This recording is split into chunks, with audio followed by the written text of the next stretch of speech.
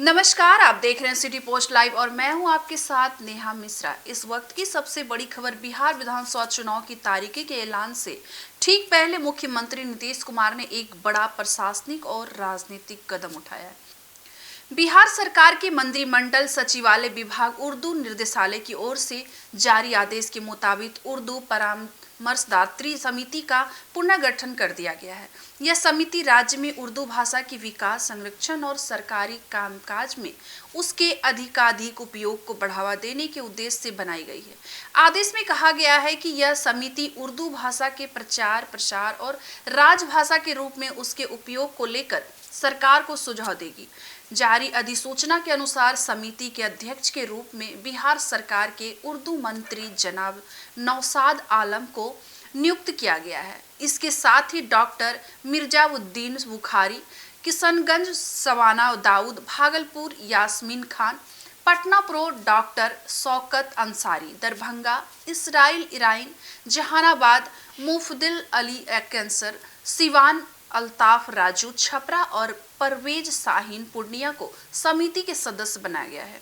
ये सभी सदस्य शिक्षा, साहित्य और समाज सेवा से जुड़े हुए हैं और राज्य में उर्दू को नई दिशा देने का कार्य करेंगे। सरकार का कहना है कि इस समिति का मुख्य उद्देश्य बिहार में उर्दू भाषा की स्थिति को मजबूत करना, शिक्षा और प्रकाशन संस्थानों में इसका उपयोग बढ़ाना और सरकारी आदेशों व नोटिसों में उर्दू का व्यापक प्रयोग सुनिश्चित करना है। उर्दू जो बिहार की दूसरी राजभाषा है, लंबे समय से सरकारी स्तर पर अपेक्षित रही है। ऐसे में यह समिति उर्दू से जुड़े लोगों और सरकार के बीच एक सेतु का काम करेगी। राजनीतिक दृष्टि से देखा जाए तो यह कदम बेहद अहम माना जा रहा है, क्योंकि चुनाव आयोग आज शाम 4 बजे बिहार विधानसभा चुनाव की तारीखों की घोषणा करने जा रही है। क्योंकि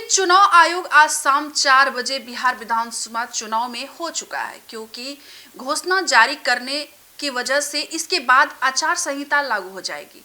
ठीक इससे पहले नीतीश सरकार द्वारा उर्दू परामर्शदात्री समिति का पुनर्गठन यह संकेत देता है कि सरकार उर्दू भाषी और मुस्लिम मतदाताओं को साधने की कोशिश कर रही है। सीमांचल और शहरी इलाकों में उर्दू भाषी आबादी प्रभावशाली है और चुनाव में निर्णायक भूमिका निभा सकती है। गौरतलब ये है कि इससे पहले भी मुख्यमंत्री नीतीश कुमार अल्पसंख्यक समाज के हित में कई योजनाएं शुरू कर चुके हैं।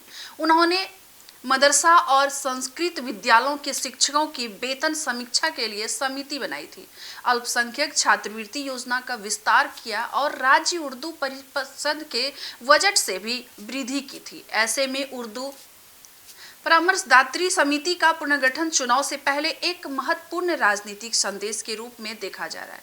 नीतीश कुमार का यह कदम न केवल प्रशासनिक दृष्टि से उर्दू भाषा के सशक्तिकरण की दिशा में है, बल्कि राजनीतिक रूप से यह एक रणनीतिक कदम भी है। यह फैसला सरकार के समावेशी विकास और समधर्म समभाव की नीति को मजबूत करने वाला साबित हो सकता है। चुनावी माहौल के बीच यह फैसला अल्पसंख्यक और उर्दू भाषा समुदायों के बीच सरकार की सकारात्मक छवि बनने में मदद करेगा। तो ऐसे अपडेट्स के लिए बने रहिए हमारे सिटी पोस्ट लाइव के साथ। धन्यवाद।